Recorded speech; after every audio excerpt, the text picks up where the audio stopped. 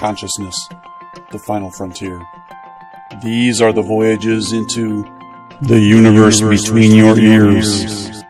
Our mission: to explore collective wisdom, seek out amazing secrets, and spread the message of personal potential.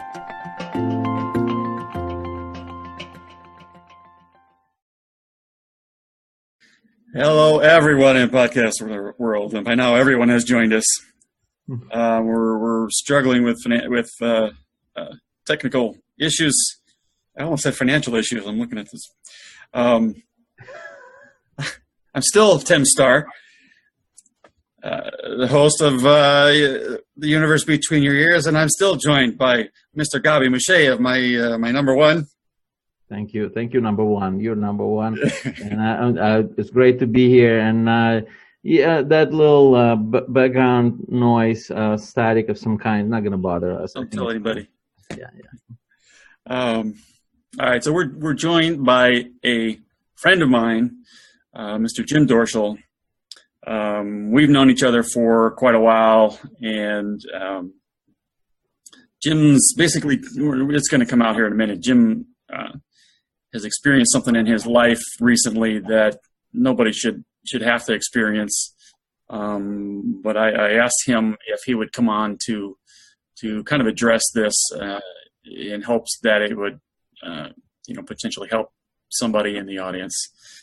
So a little bit about Jim. He's been married to his wife, Penny, for 32 years. They raised two twin sons, Brad and Keith. He's semi-retired right now, doing financial services consulting, and he teaches a class on personal finance at Escondido Adult School. And Escondido is in California. It's a San Diego suburb, for anybody who doesn't know. He's a member of the Valley Center Kiwanis Club. Valley Center is another suburb. Club performs service work geared to the kids in Valley Center. And he is a busy, busy man. Jim, you were recently elected sheriff or something like that? Something like that. So, welcome. Thank you for coming. Thank you for agreeing to address us with us. I really do appreciate it. So, say hello. Let people know, who you are, and maybe we just jump into the story and go from there. Yeah, I think you're right. There's no sense dancing around it. We might as well get right into the meat of the subject. Yeah. So,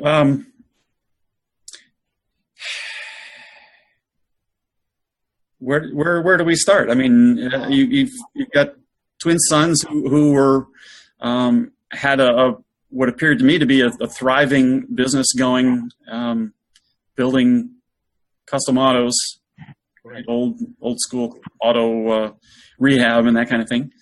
Absolutely. Some beautiful, beautiful cars. And one day something happened. One day something went completely sideways, which we'll probably never really know what that was, unfortunately. On August 29th of 2016, my son called his wife. He would have gone to work, but he actually at that time was working at a body shop and then doing the stuff at our house part-time, building custom cars with his twin brother. He called his wife and said he wasn't feeling well. He was going to come home from work and he wasn't going to be able to pick up the kids from daycare after work. So would she pick them up? She didn't have the car seat. She needed to do it, and she was working late. So she called my wife and said, "Hey, can you bring the car seats, and could you possibly pick up the kids that day?" So, and of course, Penny was at work, so she called me. So the phone chain is going. Yeah. And said, "Hey, can you bring the car seats down to?" She works at Escondido High School. "Can you bring the car seats down for the kids before you go to work?" And I said, "Yep, no problem." So I did that. But when as I was loading the car and heading down there, I said, "I don't like the sound of this. This is not like him at all to do something like this." So I dropped the car seats off. I actually drove over to where he worked just to see if I could see him there and see what was going on. He had already left. So I called him, I texted him, I did everything I could all day long because I just had a gut feeling that something wasn't right. And I could not get a hold of him. None of us could.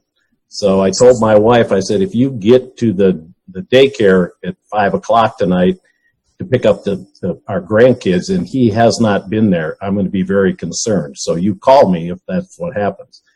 So at 5 o'clock, she called me and said, I'm here picking up the kids. He has not been here. And I went, oh, man, this is really not good. So his wife was working late, so Penny said, I'm going to take the kids and go to McDonald's or someplace and get something for dinner. And then when Ashley gets off work, she's going to meet us, and we're going to go to their house together. And so that's what they did. They got to the house, opened the garage door, and the 2 car seats that were normally in my son's truck were sitting on the floor in the garage, which never happens. I mean, they're always in his truck because he was always hauling the kids around. They have, well, at that time, a 5-year-old and a 4-month-old little girl. And so she called me and told me that. I said, well, now I'm really concerned. They went in the house, and his phone was sitting on the table, and that's obviously why none of us could get a hold of him. Right. So while I was talking to her, the phone on the table rang, and his wife, Ashley, picked it up and just started screaming. So my wife grabbed the phone, and it was the sheriff out in El Centro, and they needed somebody to identify a body.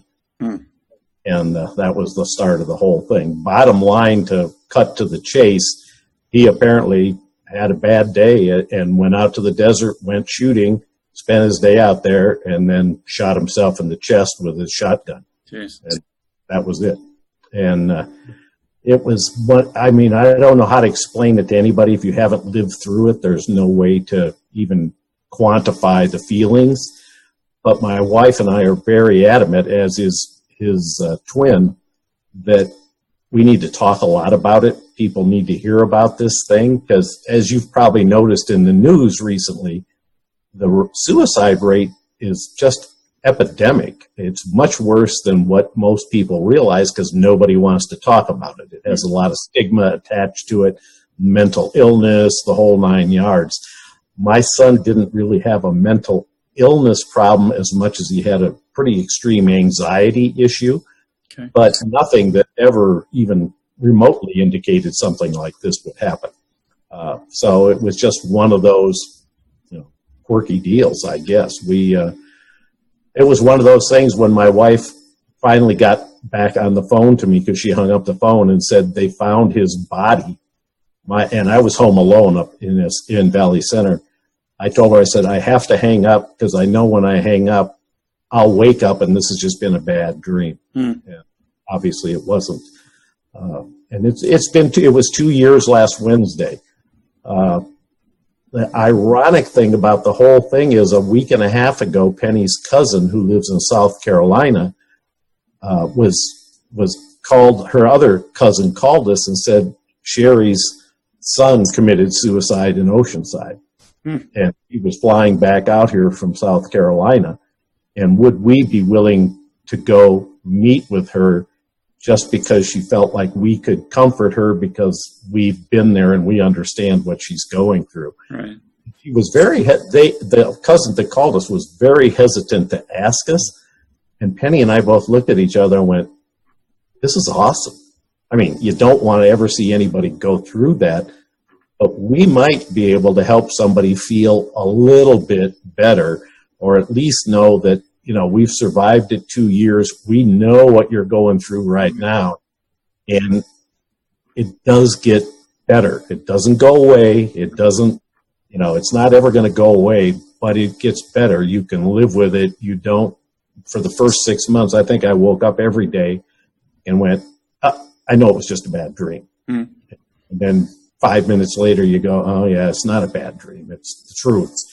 And then you go see his little kids and stuff, and you go, oh my gosh, how could you even consider all of that? But when we got the opportunity to visit with her cousin, and we spent a good portion of last week with her, it was probably as therapeutic for Penny and I as it was for her cousin, maybe even more so, because we really felt like we were giving back, probably isn't the correct word, but we were at least able to comfort her, and she knew that we were on the exact same plane that she was. Right. Most people that know what happened come up to me and they go, I don't know what to say. And I said, that's the great news. You don't.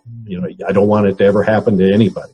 Yeah. So that's kind of the story in a nutshell. We've been very open about it on Facebook. We've worked a fair amount with the American Foundation of Suicide Prevention. They do a walk every year at Liberty Station. Last year we had the number 2 fundraising team in the whole group, which was kind of fun. But and they do like a Survivors Day where you can go, and we didn't go the first year. We weren't ready to go the first year. I mean, the first year we were just licking our wounds and just trying to hold on, basically, and make sure my other son was okay, because it was really rough on him. Yeah. And as a parent and as a father, the amount of guilt I felt was incredible, because I thought, I'm the father. I'm supposed to be the guy that fixes problems in the family. How did I not know this was an issue? How did I not I had lunch with them 3 days before, just a regular, normal, fun lunch. And you go, how did I not see this? So it's taken me probably 2 years to get past that part of it. But we went to a Survivors Day a year ago, and it was interesting because we were in a room with probably 60 or 70 people that were just parents of children that had committed suicide. And then they had other rooms that had siblings and so forth, but we were in the parents' room. And there's an odd comfort, if that's the right word. I'm not sure that's the right word, but there's an odd comfort of being around other people that have experienced the same thing. And you go, these people know. There were some people that were there that it happened to them in the last 3 or 4 months. We were a little over a year into it at that point.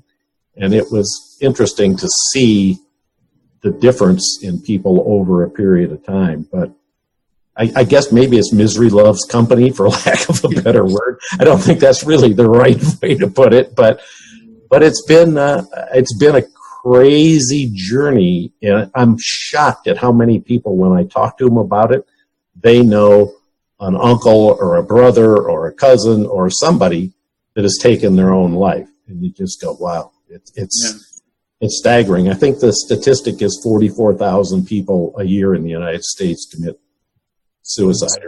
They don't like the word suicide. They say take their own life, which I kind of like that better too, but it's softer. But just semantics. Yeah. I don't know. So there were thoughts coming up the whole time you were talking. I think that, what you were getting at when, the feelings that you were having just being there for somebody else who's going through what you've already been through. I think that is a piece of the same thing that drives us to do other things for the world in general. Oh, absolutely. The same reason you're part of the Kiwanis. Yeah. It's just, it's about helping and contributing and trying to make a difference. And so that makes perfect sense to me. Yeah, you're absolutely right. I mean, when she came up and gave me a hug, she probably hugged me for, it seemed like 5 minutes. It was probably 3 or 4 minutes. But, you could just tell she was absolutely thrilled and somewhat relieved to have us there. And, when she called, my wife even asked me, she said, do you really want to go do this? Because she thought it might be difficult, and it was somewhat, but I said, oh yeah, I do. Do you? And she goes, yeah, I really do. And I go, okay. And you're absolutely right. I mean, that was the first time in 2 years where I felt like, wow, I'm able to give something back from this. Right. It wasn't all just a tragedy. There is a positive side we can make out of it. And if it helps somebody else, that just makes it all, I guess it never makes it worthwhile, but it certainly puts a little more positive spin on it. Or right. How were Jim? How were the family? The wife and the kids. How were they coping with this? That's a great question. And my daughter-in-law, I have 2 daughter-in-laws, but the daughter-in-law in question here, his name is Ashley. She has been absolutely amazing. I honestly, I don't know how she does it. It might help that she has 2 little kids, I think I know she suffers just like the rest of us do, but she certainly doesn't show it very often. And I think the big fear for her, and a lot of people mentioned this. Matter of fact, I talked to somebody the other day that asked me if we still see Ashley. And I thought, well, what a crazy question that is. I guess it isn't really, but we said, yeah, she's part of the family.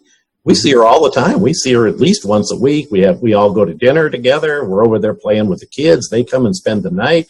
I said, she's part of the family. Whether my son's here or not has really nothing to do with it. Right. It would much better if he was, but she's always going to be part of the family. The little son, this is a great story, and it just shows you how kids are adaptable to it. He was 5 when it happened, just getting ready to go on 6. So, the whole thing was, well, what do we tell him? So that point, all he knows is his father died in the desert. There was an accident, he died in the desert. That's all he needs to know at this point. Right. So the next day when he went to school, Ashley had told all of his teachers and everything what had happened, because she thought, well, he'd probably be upset, but, it's better to get everybody back into somewhat of a routine to make life seem as normal as it can. So he takes his dad's backpack that he had. He said, I'm taking Dad's backpack to school. So she said, okay, that's great. We'll put your little books in it and stuff. So he's walking into the school and his teacher's standing there. And his name's Logan. She goes, Logan, how you doing today? He goes, oh, I'm fine. I got my dad's backpack today. He died yesterday. And just walk it like, no big deal. He died yesterday. I mean, it was a big deal, but that's how they deal with it. Yeah. And it was really interesting to me. They don't have all the emotions and baggage that we do. Now, does he miss them? Absolutely. He talks about them all the time. Of course he does. But it was just like, well, I got his backpack and he died yesterday. And I went, well, Ashley had to call us and tell us, to be very honest. As soon as she left the school, she goes, you're not going to believe this. And I went, oh, how cool is that? So now fast forward to last week when we were with Penny's cousin. The wife of the cousin that committed suicide, they have a 4-year-old son. And the cousin was absolutely, didn't know what to say, because she said, I'm so afraid of how his name is Graham is going to feel, and so forth and so on. So I said, well, let me tell you how Logan handled it. And I said, I think you're going to see it's the same thing. The amount of relief that gave her was priceless, as far as I mean, just watching the look on her face. I said, they just keep going. He's not old enough to really get all of the gut-wrenching emotions that we do. Well, so a lot of how they deal with it depends on how the parents react to it and for them. Yeah, and Ashley is amazing. I mean, she is absolutely amazing. I'm astounded by it every day. And I don't know what the secret is. We all support each other very well, but she's just... It's the mother instinct, I think, just to keep going, because she needs to be there for kids, right? Yeah. And the keep her busy. I mean, for Penny and I, it was tough in a different way, because we sat here at night and it was just the two of us. We'd look at it here. And they had lived with us for 6 months before this happened, because they were having a new home built, which they had just moved into about 2 months before he committed suicide. So we were used to having him around. So now all of a sudden it was, oh my gosh, he's not only not here, he's never going to be here. And I can remember actually just standing in the shower some mornings, and just all of a sudden it hits you. Yeah. And I would start crying and go, I'm not going to see him again. He's not going to make me laugh. He was a funny kid. He had a great sense of humor, and you just go, wow. But it goes away. And those, we called them waves. The waves of grief at first are very big and very close together. It happens all the time. And as the time has gone by, they've gotten a little less, they're not as big in amplitude, and they're further apart. Right. But a week ago, I was driving up to San Clemente for an appointment, and I'm driving down the road, and the tears are just streaming down my face. And then 15 minutes later, I'm fine. It's like, and it just comes and goes. And no necessarily anything that triggers it. It's not like you see something or hear something. My wife does once in a while. She'll hear a song or something and go, oh, But that's just the way it is. But I just hope more people talk about it, and it gets to be, they just signed a document that they're trying to get a 911 number for suicide prevention, a nationwide number that'll be a 3-digit number. So they're doing a study about that right now. So that might help, but we all feel it's just important to talk about it. Now, the ironic thing about this whole thing is my wife is a twin, and my wife's whole family was in a car accident when they were 7 months old, and her father and her twin were killed in that accident. So we went, how ironic is this? My wife was so excited, and so was her mom, that we finally could raise twins and see them grow up. And we did. He was 28 when he died, so we got to see all that. But it's just ironic that something like that would happen. So, but the world is strange. It makes me think of this idea of epigenetics, and we can have like psychological issues about some subject that is passed down to us that actually came from our grandparents. They had money problems, and so even though we don't have any money problems, you still feel like you got money problems, And so there's all kinds of weird nonsense that can happen that way. Yeah, no doubt. Yeah. Well, despite since you mentioned epigenetics, right? The bad genes that could cause trouble won't even get activated if the environment is not conducive of this. Well, that makes sense. You see, so it's the amplification of the issue by the environment. So there has to be some factors, external factors. Have you found? Were you observing your son going through some hard times, or Oh yeah, he had his moments definitely where he would get upset real easy. I mean, he was quick to react on everything, and that was actually kind of hard for me, because I have no doubt that when he pulled the trigger, as soon as he pulled the trigger, he probably went, "Oh, that was the wrong thing to do." Oh. It's always one of those that he reacted first and then thought later, But yeah, he had anxiety, and he would get upset sometimes and storm off, and But again, nothing that ever really triggered what I would have thought was this. Certainly, he was on a real mild dose of Zoloft, and his doctor thought he didn't really even need to do that. But yeah. It could have been like, for example, I know I was really concerned when my daughter was prescribed medication of that type, and I went into research about that. And one thing that really kind of drew my attention is that stopping taking this medication could cause suicidal thoughts, and I was like, oh my God, you can never actually stop taking it. If you decide to stop, it has to be gradual and very careful. You have to wean yourself off of it. So it's very fragile. You could really get into this, without much planning. It just happens. I think there's a big possibility with taking his medication. He didn't live here anymore, so we couldn't track it. It could have been just became careless and not taken the right dose, and it, next thing you know, you have this. Yeah, it could be. Although the day we had lunch, he talked about that a little bit, because he had a doctor's appointment in 2 weeks, and I said, well, that's good. I go every now at my age, I go every 3 months. They check me out, but I'm fine. But he said, I just hate taking medicine every day, and that's the only medicine he took, because it makes you feel a certain way, right? And I said, well, if you had some other disease, if you had diabetes, you'd be taking medication for that. It was the whole stigma, I think, for him, that it was a mental thing. And I said, it doesn't matter. If you have to take it, you have to take it. It's a medical condition, just like anything else. It's triggered by lack of serotonin or whatever it is in your brain. And I said, if you have to take something to feel good and be the way that you want to be, there's millions of people that take all kinds of medications just because they have a malady. You shouldn't worry about that.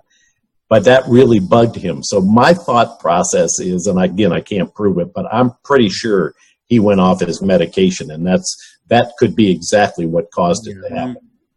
Yeah, because then it would be this kind of reaction. You just almost like lost control.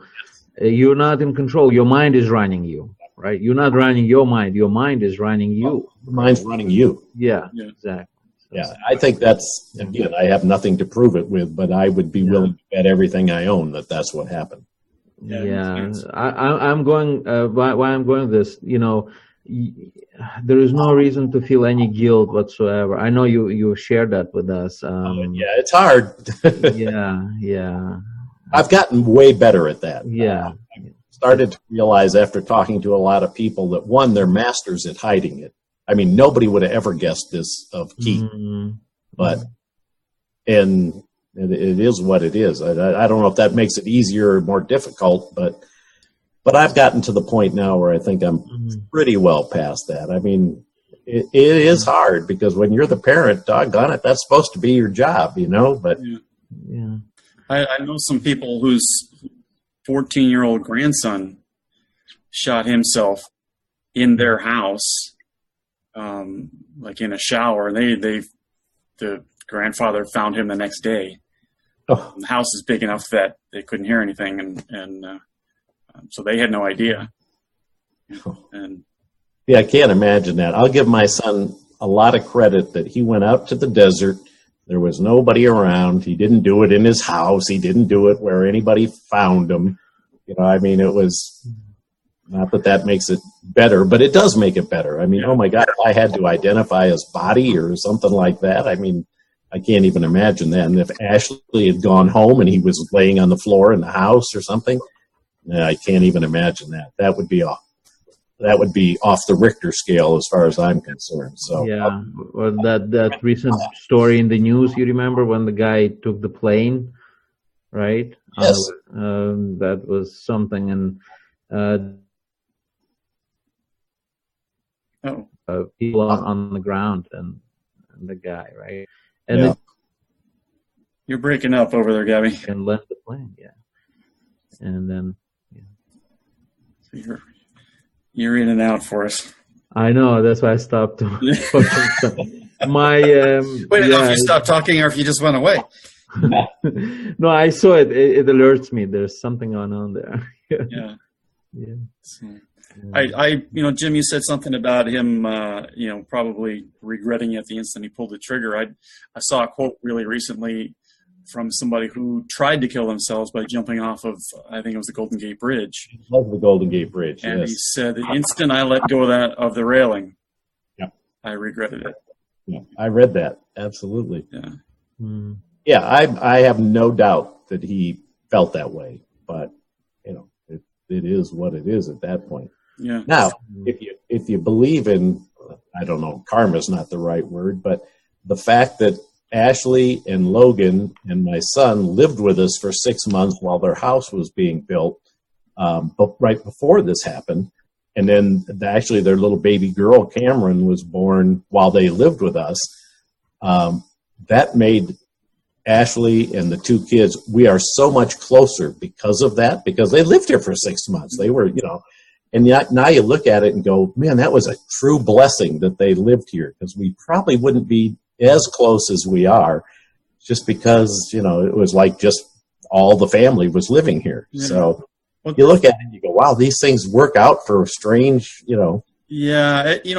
Gabby and I are part of an Abraham Hicks meetup, and I don't know I think you and I talked about this a little bit when we had lunch, but for anybody who's out there and really isn't aware, it's basically a group.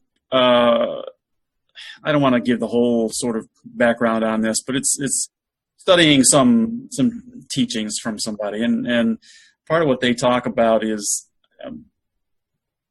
it's these lessons kind of things. I don't like the phrase that everything happens for a reason.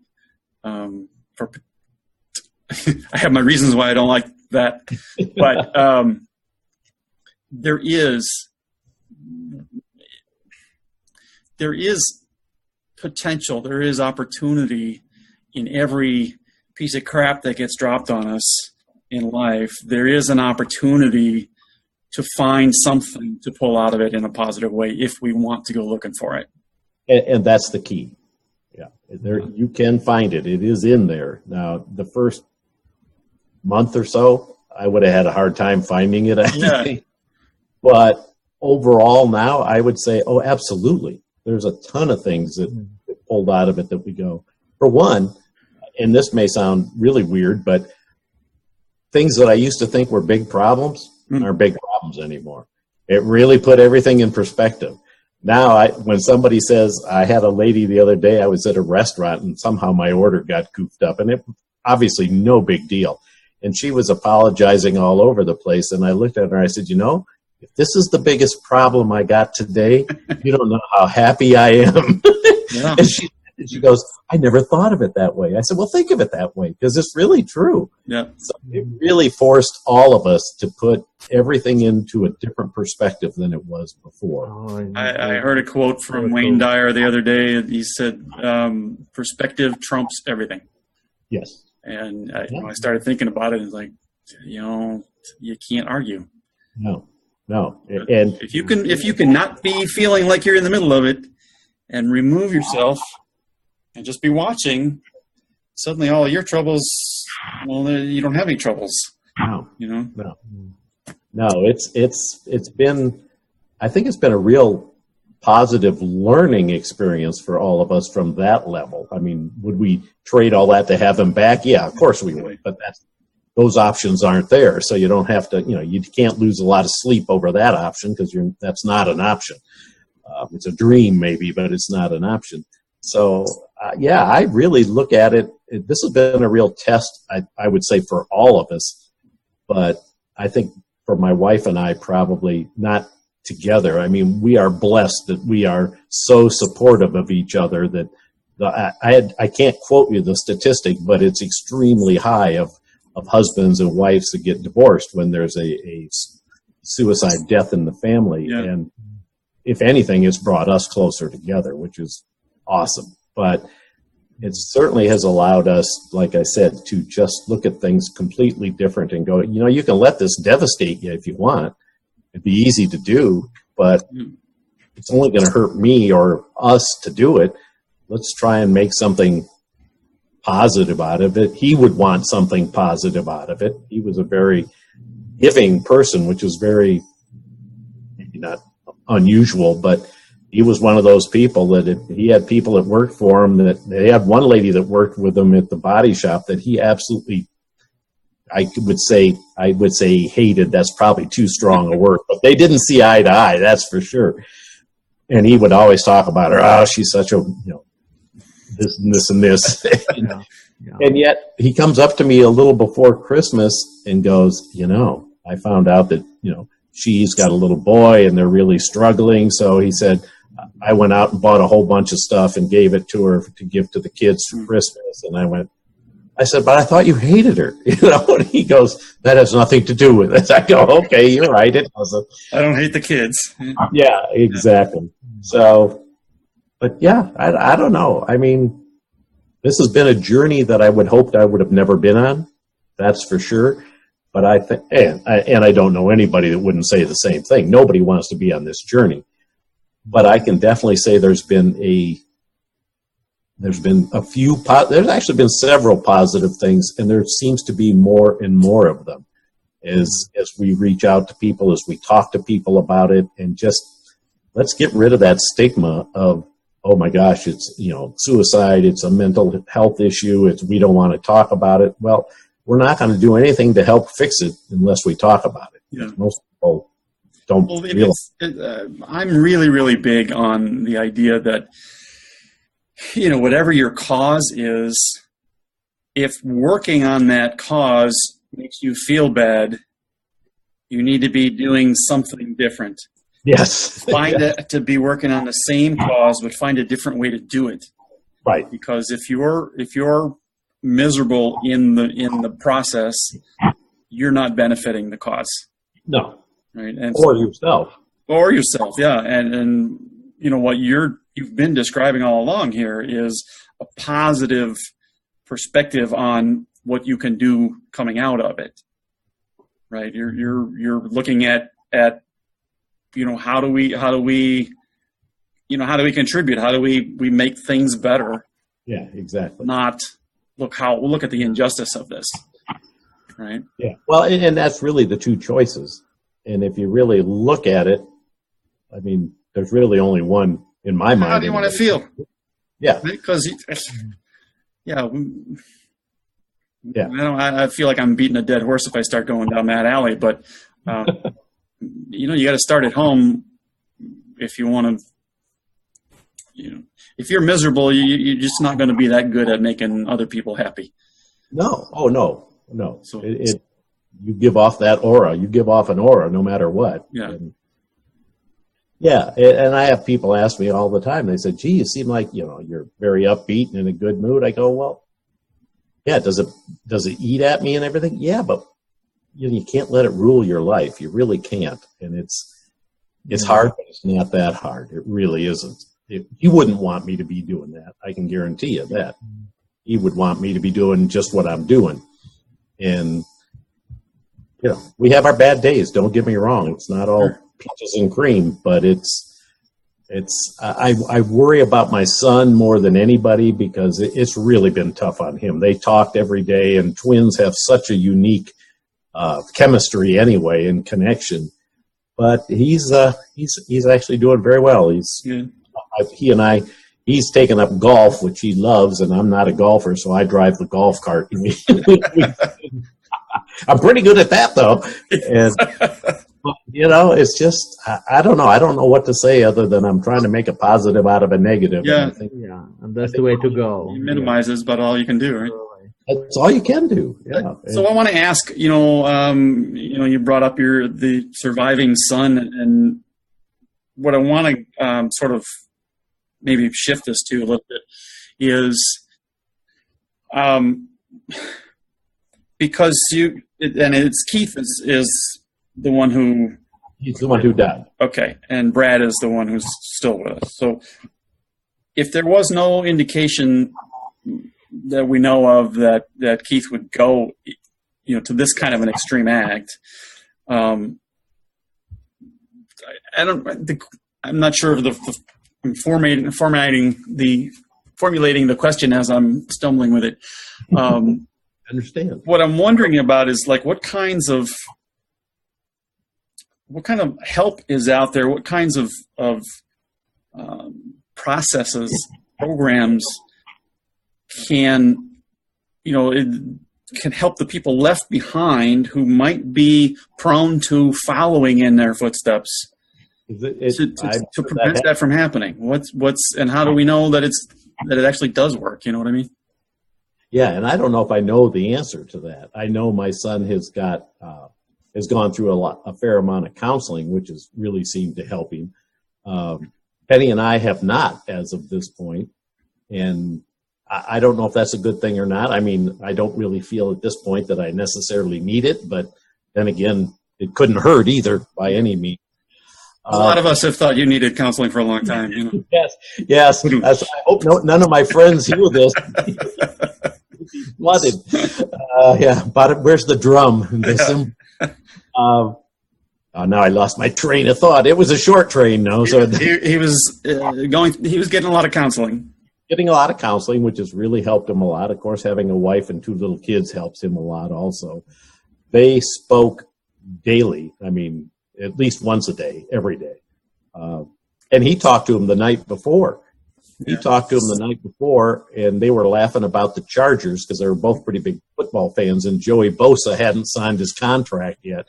And so they were laughing about that and he said he was perfectly normal when he talked to him the night before. He said he was absolutely fine, no different. So, but their personalities were totally different. One was right-handed, one was left-handed. Brad was always more of the artist type person, very caring, very. If he walked into a room and there was a baby there, he'd walk over and immediately want to see the baby.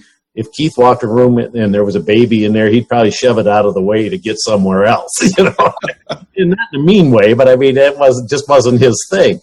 So they were, I could always tell which one was which, even when they were tiny, because they were fraternal, but when they were little, they looked an awful lot alike, just by what they were doing, because Keith was always more physical and more not destructive, but just you could just tell by what he was doing, it was Keith and not Brad.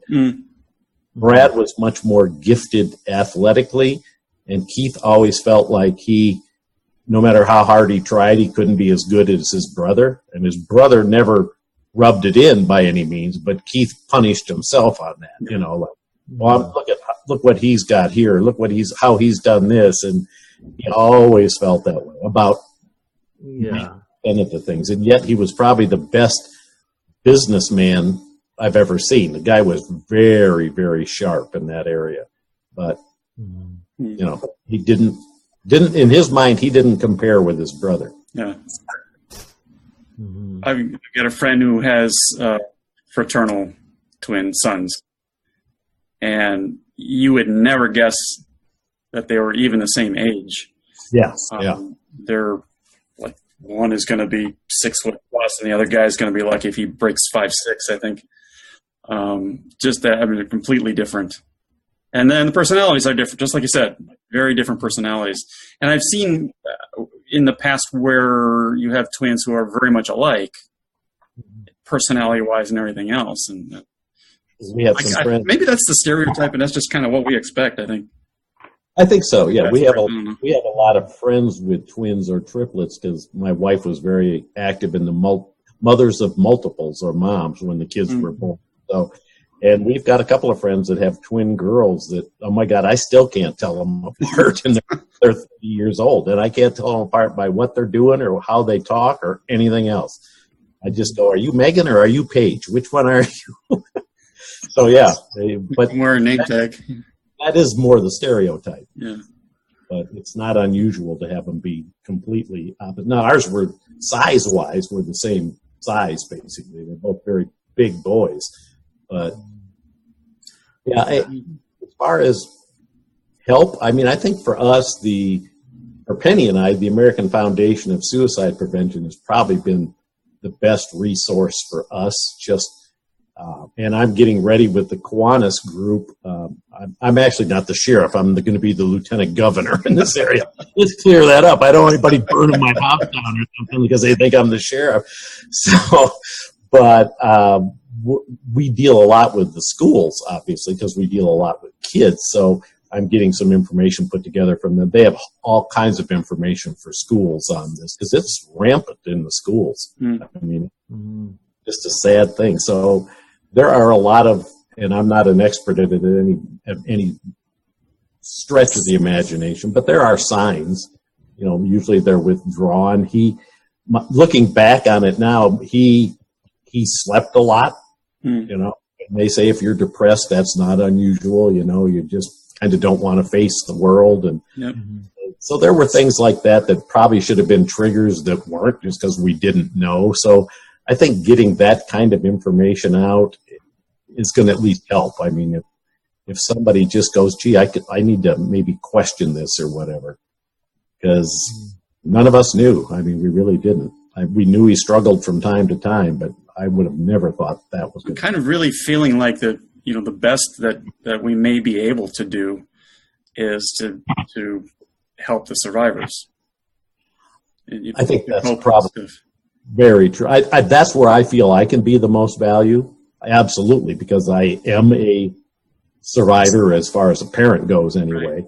Right. And I've talked to my son a lot about that because, like I said, he still struggles with it. So after we had met with my wife's cousin a couple of times, I called Brad and said, you know, this is going to sound crazy, but it really felt good. It really felt good to be able to comfort somebody and be somebody that says, hey, it's going to be all right, and I've been there. You know, I'm not just some Joe Blow that says, oh, it'll be all right, because everybody's going to say that, which is a great thing. But I can say that, and it has some credibility. Exactly. For people who are going through a loss, for somebody else who has not been through the same thing, to say, oh, you know, yeah, time will heal, and you know it'll be all right. is almost an insult for some people. It can be. It's been real interesting, the response of people that we know. I mean, there are some people that I'm not sure I've even seen since it happened, and I know it's because they don't know what to say or how to address it, and I totally get that. I mean, it's an incredibly awkward conversation, and they certainly don't want to do anything that's going to make us feel worse or unhappy or whatever. Where the truth of the matter is, at least for us, anybody that comes up and just gives us a hug and says, "How you doing?" we love that. Yeah. That's really all we need. But it's been real interesting to watch the reactions of people. And at first, I was almost angry because I went, well, a lot of the people that I thought were really close to me have really not even responded. And I thought, well, how rude, and then as I got further into it, I realized they just don't know how to respond. Yeah. And I totally get it. You and I have a mutual, I'm not going to give any names, but we have a mutual, let's just call him an acquaintance, who I think when people around him, like something like this is very definitely a mortality issue, but people around who have serious health issues, and that when they're dealing with this stuff, he is nowhere to be found. And I think it's because it's kind of putting his own right up in his face, and he doesn't know how to deal with that. So yeah, we all have different stuff. I'm convinced that that's the case. They're not reaching out because they don't care or anything else. They just don't know how to do it, or don't want to face it or whatever. And I get it. Yeah.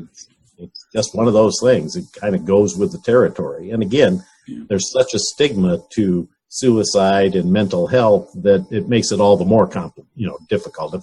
If he'd have been killed in a car accident, it would have been tragic, but it would have been much easier for people to address. Right. Yeah, very much easier because there's not all that stigma to it, which is interesting to me. Yeah. I'm thinking about my own sort of viewpoint on it, and what comes into my mind when I hear somebody kill themselves has nothing to do with mental illness, right? At least not consciously. No. Yeah, I don't know. It's weird. I have no great wisdom following that. It's just no, I don't either. I mean, it's one of those things that I would have said I would never experience that in my family. I mean, if you talk to 50 people that know us, they would all say, man, they were the ideal family. They all got along. They did fun things together all the time. Everything, we looked perfect. And we really were good. I mean, there wasn't like we were putting on a show for anybody. That's the way it was. But everything wasn't exactly perfect, obviously. Yeah. Yeah. And it'd be a little Pollyanna to expect it would be, I guess, So. Yeah, I had a couple of experiences when I had conversations with people who felt so desperate that they were, considering ending their lives, right? And I guess because I was talking with them and I was in such proximity and connected with them, I kind of sort of got a little glimpse of this vibration, what they were going through. And I got a sense, I can't say that I totally understood it, but I got a sense that it was almost, it was almost like physical pain, but with your thoughts. No, it was hard to, you couldn't stop your mind going so low. That you just couldn't, and you can't get out of it. It felt very desperate and hard to get out of it, and they would do whatever it takes to just stop it, whatever the medication, just stop this pain, right? Mm-hmm.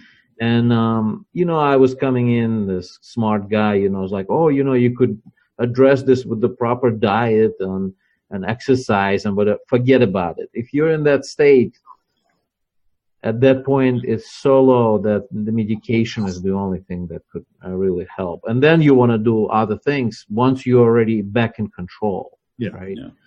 So, You're very right. People I've talked to have said that we have no idea the severity of the pain. Yeah. And you can't take an asprin and get rid of it. I mean, you need serious medication. And the pain just doesn't go away. And I'm sure he was pain-free the minute he pulled the trigger. Yeah. And It's almost like, release, right? It's liberation from that pain. That's what it is. All right, so I want to jump in at this point because, in part because we're running up towards the end of the time that we have available. But so in terms of what is available out there for people who are going through it, whether it's somebody who's suffering from depression or anxiety, and considering suicide, or for people who are left behind to pick up the pieces. What are you aware of, Jim, that's out there that you would recommend, and where would you point people? There's a suicide prevention hotline, but NAMI is probably the one I'm relatively familiar with. That's the National Association of Mental Health, or not mental health, but they're big in all areas. I've got a friend that works for them. They deal a lot with that. They deal a lot with people on both sides of that story, the survivors and how to deal with it, and the people that are, depressed and heading that way. So it's NAMI, and it's a National Association of Mental and Illness. Yeah, I'm sure that's what it is. Okay. And they're an amazing group. And then again, like I said, the American Foundation for Suicide Prevention, they all have hotlines. I don't know. I don't know how to explain it other than I think the biggest stumbling block for most people is you got to have the courage to pick up the phone. Mm-hmm. You got to be able to say, I need some help. Yeah. And there is help available, and the help that is available is outstanding. I mean, the people are well trained in that. But I think in my son's case, it was just the pain was so much, and he just went, I don't want to admit that I have this problem. I think that's, I don't know if it's an ego thing or, a guy thing or whatever. Sure, why not? Yeah. But, I just, and to Gabby's point, he was obviously in such pain that he just went, you know what, I'm not going to call somebody. I'm not going through all this. I'm going to fix this myself, which is, again, typical of him. I'll fix this myself. Yeah. He didn't have the luxury, not that it's a luxury, of jumping off the Golden Gate Bridge and surviving and going, oh, man, I made a huge mistake. Yeah. But Amy would be the first one that I would reach out to. And there's a North County branch. They're big in San Diego. They're all over the United States. Okay. Well, we'll put those, I'll dig up the links and put those on the show notes for this. Are you interested in, and I didn't ask you about this beforehand, and so you feel free to say it, maybe not what I want to be, putting myself into, but are you open to some sort of contact information for yourself? If anybody says, this is the guy that I want to talk to. You mean somebody contacting me? Yeah. Yeah. Okay. Yeah, if I can help somebody, absolutely. All right. So, do you want to give that whatever that contact information would be right now, or do you want to chew on that and get to me? Or yeah, let me chew on it because I want to think of the best way to do it. Okay. So let me chew on that. But no, again, if there can be any positive that comes out of this, if I can give somebody a grain of hope somewhere, right, or a survivor to let them know that you will get through it. Your life will never be the same, but it'll be okay. Yeah. And actually, it's good. My life is good. Our life is good. We got great grandkids. There's a lot of great things, and there's one really bad thing. So, well, you're kind of describing the secret, right? It's what are you looking at? Yeah, is the glass half empty or half full? I guess for making it as simple as you can. Yeah. And it's taken a while to get there, but if I can help somebody wrap their head around that idea, man, I'd be happy to do that. Yeah. That would make me feel good. So, Yeah. so yes, reach out to me. I'll think about the best way, whether it's an email or a phone number or whatever. Right. Okay. Yeah, we've got time before this is going to be aired.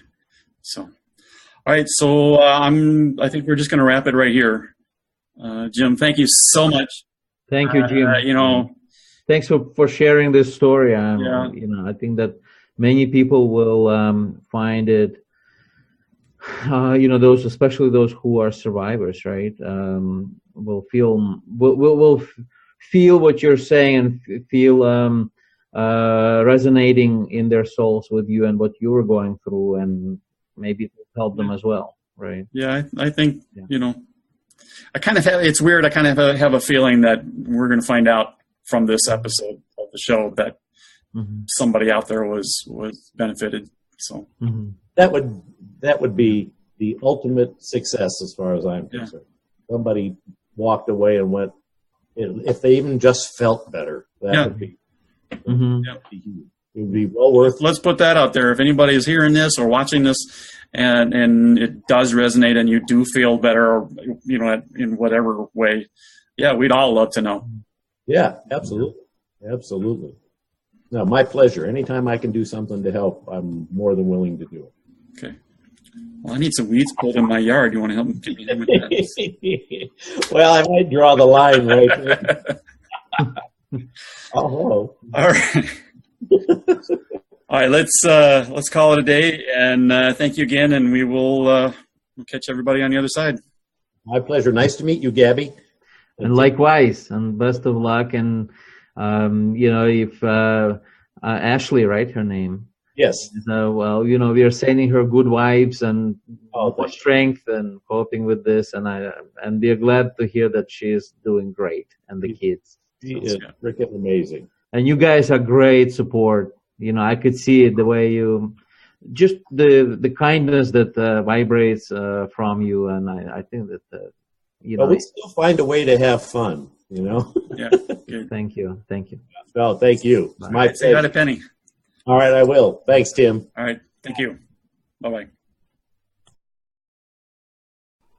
Hi, this is Tim Starr. Thanks for joining me and Gabi on the universe between your ears. We really appreciate you taking the time to hang out with us for a little while. And we'd like to see you again. So be sure to subscribe wherever it is you're consuming the podcast from, whether it's YouTube or Stitcher or iTunes or whatever the hell else is out there. We want to see you again. We also want to hear from you. So let us know what you think of each episode. Let us know if you've got an idea for a future episode that you think would be just killer. Absolutely, let us know. All right? Thanks again, and we will see you next time around.